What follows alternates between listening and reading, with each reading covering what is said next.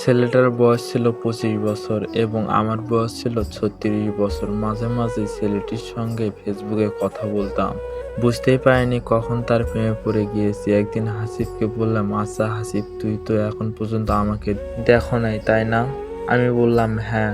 তুমি আমাকে দেখলে হয়তোবা আমার সঙ্গে কখনোই কথা বলবে না, কারণ আমি তোমার বয়সে বড়। এছাড়া আমি বিবাহিত, আমার 2টি সন্তান রয়েছে। কথাটি শোনা মাত্রই হাসিব বলে উঠল, ফাইজা, তুমি আমার সঙ্গে ফাজলামি করতেছো? আমি বললাম, না হাসিব, আমি সত্যি বলতেছি, আমার বিয়ে হয়েছে 16 বছর আগে। আমার ঘরে 2টি সন্তান রয়েছে। ওহ, এসব আগে বলো নাই কেন? সে বলল, ভয়ে বলার সাহস পাইনি। যদি তুমি আমাকে ছেড়ে যাও, কথা বলা বন্ধ করো। তার মানে তুমি আমাকে ভালোবাসো ফাইজা? হ্যাঁ, আমি নিজের থেকেও বেশি ভালোবাসি তোমাকে। তোমাকে ছাড়া আমি বাঁচবো না।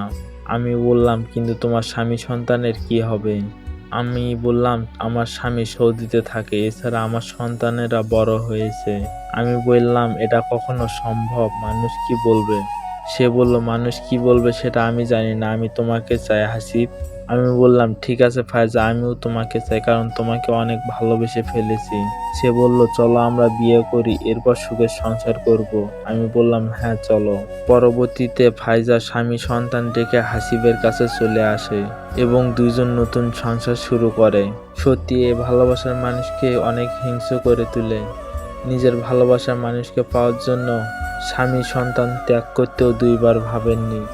এটি একটি সত্যিকারের গল্প। গল্পটি ভালো লাগলে সাবস্ক্রাইব করে পাশেই থাকুন। আমাদের নতুন ভিডিও পেতে বেশি বেশি সাবস্ক্রাইব করুন। ইনশাআল্লাহ ভবিষ্যতে ভালো ভালো গল্প পাবেন।